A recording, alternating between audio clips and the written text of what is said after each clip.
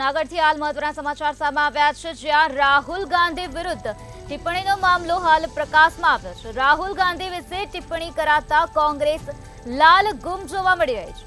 જૂનાગઢ શહેર કોંગ્રેસ પ્રમુખે પ્રતિક્રિયા આપી છે। પ્રમુખ મનોજ જોશી દ્વારા નિવેદન આપવામાં આવ્યું છે। ભાજપના નેતાઓ ભાન ભૂલ્યા છે તેવું મનોજ જોશીએ નિવેદન આપ્યું છે। બેફામ વાણી વિલાસ એક દુઃખદ બાબત છે।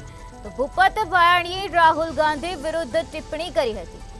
તો મનોજ જોશીનું આ પ્રકારનું નિવેદન સામે આવ્યું છે, જેમાં ભાજપના નેતાઓ ભાન ભૂલ્યા છે તેવું મનોજ જોશીનું કહેવું છે। આ સાથે મનોજ જોશીએ કહ્યું કે બેફામ વાણી વિલાસ એક દુઃખદ બાબત છે। ભૂપત ભાયાણીએ રાહુલ ગાંધી વિરુદ્ધ ટિપ્પણી કરી હતી।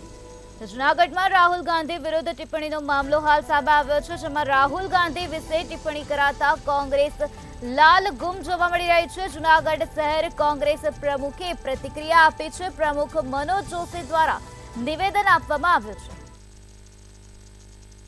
હમણાં મેં એક વિડીયો જોયો, એમાં વિસાવદરના પૂર્વ ધારાસભ્ય શ્રી ભૂપતભાઈ ભાયાણીએ રાહુલ ગાંધી વિશે અસભ્ય ટિપ્પણી કરી। આજે રાહુલ ગાંધી અમારા રાષ્ટ્રીય નેતા છે, સંસ્કારી માણસ છે। કોઈ પણ માણસનો વાણી વર્તન તમે જુઓ, એના વાણી ઉપરથી ખ્યાલ આવી જાય કે માણસનું ઘડતર કઈ પ્રકારનું છે। આજે ભૂપતભાઈએ એના સંસ્કારો ઉજાગર કર્યા છે। ખરેખર આ નિંદનીય ઘટના છે। કોઈ પણ રાજનેતા હોય, જાહેર જીવનનો માણસ એ સન્માનને પાત્ર છે। આ ઘટનાને હું કડક શબ્દોમાં એની નિંદા કરું છું અને આપના માધ્યમથી આ નિવેદનને વખોડું છું।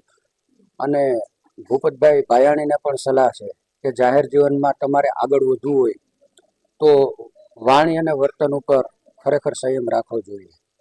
ખરેખર કયા શબ્દોમાં આની નિંદા કરવી, એના માટે શબ્દો નથી મળતા।